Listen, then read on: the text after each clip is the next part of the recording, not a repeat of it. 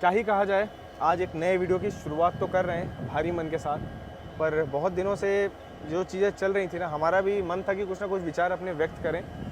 पर जब तक रेलवे की रिपोर्ट नहीं आ जाए पर जब तक रेलवे की रिपोर्ट ना आ जाए और अश्विनी जी के मुंह से कुछ ना सुन ले, हम लोग भी इंतज़ार कर रहे थे इस पल का। और फाइनली कुछ चीज़ें आप लोग के सामने कहनी थी। जो इतना बड़ा रेल हादसा अभी उड़ीसा में हुआ है, बहुत सारे लोगों ने जान गंवाई है और बहुत सारे लोग इससे हताहत हुए हैं। और जो लोग ट्रेन में थे, उनके दिल पर तो क्या ही गुजरी होगी दोनों ही ट्रेनों का, हम लोग तो सोच भी नहीं सकते। मतलब जब हम लोग घर में बैठे हैं तो हमारा ये हाल है। दोस्तों के कॉल आ रहे हैं, घर परिवार वालों के कॉल आ रहे हैं कि तुम लोग ट्रेन में ट्रैवल करते हो, तुम कहाँ हो, अभी सेफ़ होगी नहीं। तो जिनके परिजन उस ट्रेन में रहे होंगे, उनके ऊपर क्या बीती है मैं समझ नहीं सकता हूँ। पर कुछ चीज़ें क्लियर करनी है आपसे आज। बिल्कुल, जब से ये ट्रेन हादसा हुआ था ना, तब से हम लोग यही डिस्कस कर रहे थे, हम लोग साथ में ही थे कि अब इसमें किसकी गलती है। अब गलती निकालने का वक्त तो नहीं है, मतलब वो चीज़ थोड़ी सी अजीब लगती है। सिर्फ हम संवेदना अपनी जो है वो प्रकट कर सकते हैं कि जो लोगों ने अपनी जान गंवाई है ना, या फिर जो भी बहुत बुरी तरह से घायल हुए हैं, उनके फैमिली के ऊपर क्या बीत रही होगी, वो क्या सोच रहे होंगे, बस यही हमारे दिमाग में चल रहा था। बाकी हाँ, रेलवे की रिपोर्ट जो है जब तक नहीं आ जाती तब तक कुछ भी बोलना सही नहीं है, और इसलिए हमने वेट किया और ऐसे ही बस वीडियोज़ कुछ नहीं बनाया हमने कि ये हुआ ऐसा हुआ। बाकी आप लोग न्यूज़ में तो देख ही रहे होगे हर चीज़। न्यूज़ में आपने तरह तरह की कहानियाँ सुनी होंगी, कितने लोग घायल हुए, कितने लोगों ने अपनी जान गंवाई। वो सभी डाटा पे नहीं जाएंगे, पर क्या हुआ था एक्चुअली, जो अभी तक रेलवे ने जो जानकारी दी है, उसके बेसिस पे ज़रूर आपको मैं आज ट्रैक के थोड़ा करीब जा करके सेफ्टी पॉइंट से ज़रूर बताना चाहूँगा कि एक्चुअली में क्या हुआ था उस समय कोरमंडल एक्सप्रेस के साथ। क्योंकि बहुत सारे लोगों के क्वेश्चन है कि भाई इतनी तेज़ ट्रेनें क्यों चला रहे हो जब दुर्घटना हो रही है, वंदे भारत क्यों चला रहे हो जब नॉर्मल ट्रेन नहीं चल पा रही है। तो ब्लेम गेम खेलने से तो कोई फ़ायदा नहीं है। चीज़ों को समझेंगे तो ही चीज़ें और आसान होंगी। और आज हम लोगों ने थोड़ी तैयारी भी की है कि रेलवे ने क्या आपके लिए किया और रेलवे और क्या कर सकती है इस चीज़ के ऊपर। चलिए, लेकिन उससे पहले समझ लेते हैं कि क्या हुआ था उस समय कोरमंडल एक्सप्रेस के साथ। जैसा कि अभी हम लोग बैपनहल्ली रेलवे स्टेशन में हैं, लेकिन फिर भी आपको समझा देते हैं। यहाँ पे 4 यहाँ पे आपको लाइन दिख रही होंगी। सबसे लास्ट वाली और इधर वाली हो गई लूप लाइन, जो कि प्लेटफॉर्म्स की ओर जाती हैं, ठीक है। सेंटर में हो गई 2 मेन लाइन। अब क्या हुआ था इसे आप समझिए। तो जैसा कि भाई ने बोला कि यहाँ पे 4 लाइनें हैं, दोनों जो साइड वाली लाइन है ना, ये लूप लाइन हो गई, और जो मिडिल वाली दोनों लाइन है, ये मेन लाइन हो गई। तो मेनली क्या होता है कि अगर किसी ट्रेन को स्टेशन को स्किप करना होता है ना, तो वो मेन लाइन पे जाएंगे ऑब्वियसली, और जिनको लूप में खड़ा होना होता है ऑब्वियसली वो ट्रेन ओवरटेक के लिए रुकी रहती है, ताकि वो मेन लाइन से गाड़ी जो है निकल सके, जो भी पीछे से गाड़ी आ रही है। तो उस दिन यार दो चीज़ लोगों ने बोली है कि एक तो पीछे भी पहले जहाँ सिनेरियो आपको समझा देते हैं कि लूप लाइन पे खड़ी थी गुड्स ट्रेन। ये चीज़ आप मान लो इमेजिनरी, यहाँ पे गुड्स ट्रेन खड़ी थी। बीच वाली लाइन से निकलना था कोरमंडल एक्सप्रेस को ओवरटेक करते हुए आगे की ओर, और उधर वाली लाइन जिसमें अभी वहाँ पे गुड्स ट्रेन खड़ी है, उससे आ रही थी हमारी यशवंतपुर हावड़ा सुपरफास्ट एक्सप्रेस। और इसीलिए वो 130 की रफ्तार में चल रही थी, 130-28 जो भी स्पीड थी पूरा 130 की लिमिट है, पर मैक्सिमम परमिसिबल स्पीड में दोनों ही ट्रेनें चल रही थी। तो भाई जब ओवरटेक कर रहे हैं तो अपनी रफ्तार में जाएगी गाड़ी, उसी रफ्तार में जा रही थी।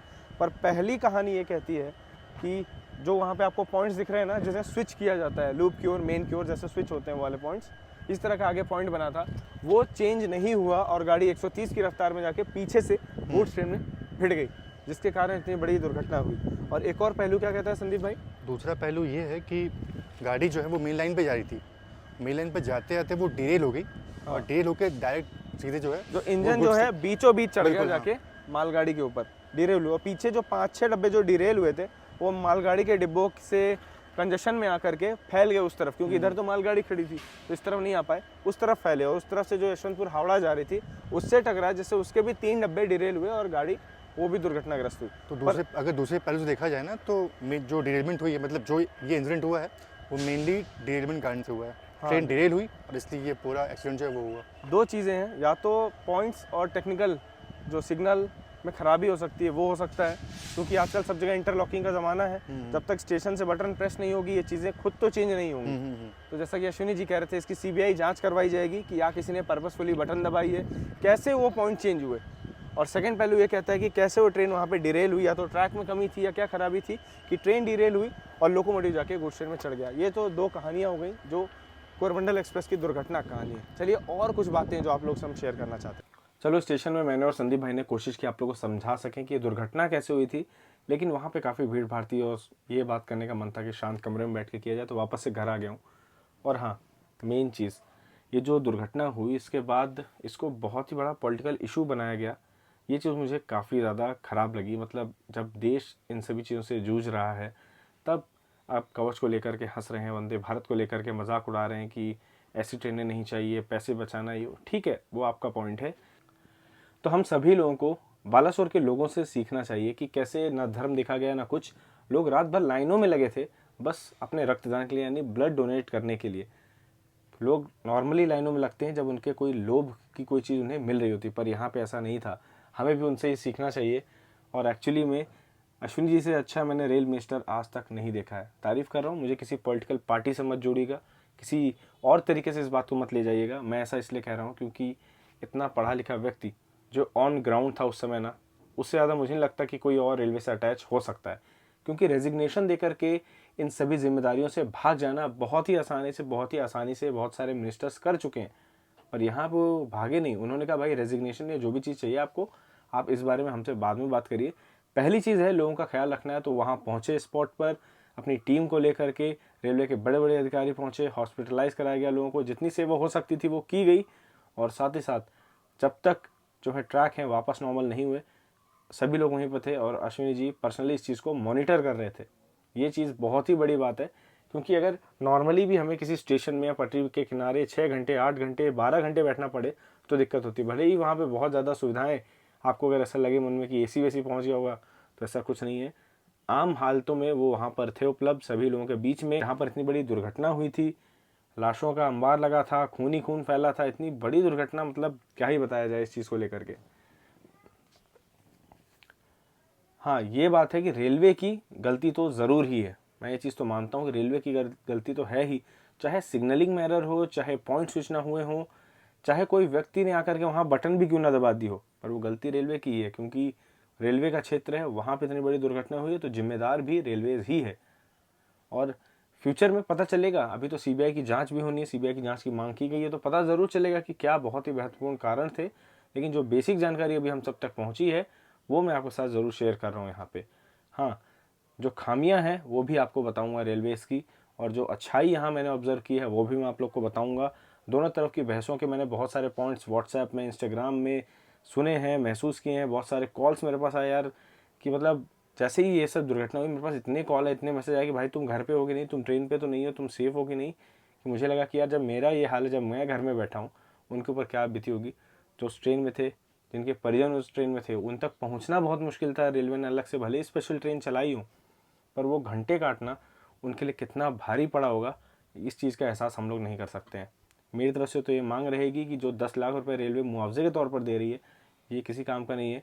उनके जीवन के लिए कुछ करना चाहिए। रेलवे में ऐसे ही इतने सारे रिक्त स्थान है, रेलवे में कमी है स्टाफ की, तो सबसे पहली चीज़ है कि जो स्टाफ है उन्हें वहाँ पर नौकरी देनी चाहिए रेलवे में ही, क्योंकि उनसे बेहतरीन काम कोई और कर ही नहीं सकता। जिन्होंने अपने खोया है वो और जिम्मेदारी से और मन लगा के काम करेंगे, और तभी रेलवे जो है अपनी और अच्छा ग्रो कर सकती है। बात की जाए रेलवे सेफ्टी मेजर्स के लिए क्या चीज़ें कर रही है, तो बहुत सारे लोगों ने कहा कि वंदे भारत जैसे ट्रेन क्यों चला रहे हो, ये वो है। तो वंदे भारत से सेफ ट्रेन एक्चुअली में कोई नहीं है। ऑटोमेटिक डोर्स वगैरह हैं, LHB की है, CCTV कैमरा युक्त है। ऐसे जो बहुत सारे फीचर्स है उस ट्रेन को बहुत ही खास बनाते हैं। साथ साथ अगर और चीज़ें देखी जाएँ तो रेलवे ने निरंतर LHBफिकेशन की ओर बहुत काम किए हैं। आप लोगों ने देखा होगा नॉर्मल एक्सप्रेस ट्रेन्स भी LHB हो चुकी हैं बहुत सारी। हाँ, बहुत सारे क्वेश्चन हमें भी चुभते हैं कि यार इतने सारे AC कोचेज़ आपने क्यों लगा दिए, जनरल स्लीपर के कोचेस क्यों हटाए हैं।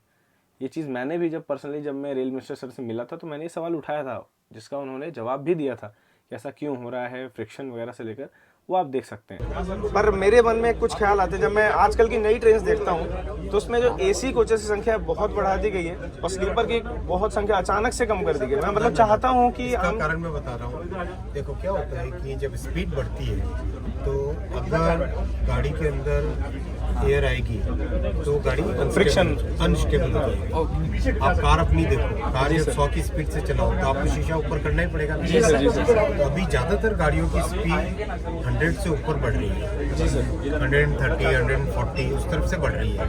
तो इस कारण से गाड़ियों को एयर कंडीशन में ही रखना पड़ेगा। और लेकिन फिर भी बहुत सारे ऐसे रूट्स हैं जहाँ पर हैवी डिमांड है स्लीपर की, वहाँ पे हम लोग स्लीपर की स्पेशल ट्रेन जनसाधारण है।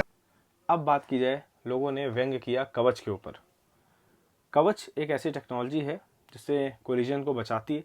आपने उसके ऊपर 2022 में यानी पिछले बीते गए साल में बहुत सारी चर्चाएं सुनी होगी, लेकिन मैं आप लोग को बता दूं, जब इलेक्ट्रिफिकेशन जो कि एक बहुत ही बड़ा मुद्दा इतने सालों से चल रहा है, तो भी अभी ऑलमोस्ट 94-92% ट्रैक्स ही कवर कर पाए इलेक्ट्रिफिकेशन के तौर पे, तो आप क्या सोच रहे हैं कि एक साल में कवच पूरे भारत में फैल पाएगा? रेलवे का जो नेटवर्क है इतना बड़ा है, एशिया में दूसरे नंबर पे सबसे बड़ा नेटवर्क, सबसे बड़ी रेलवेज कहलाती है भारतीय रेलवे, तो उसमें एक साल में सभी चीज़ें पूरी कर पाना बिल्कुल ही आसान नहीं है।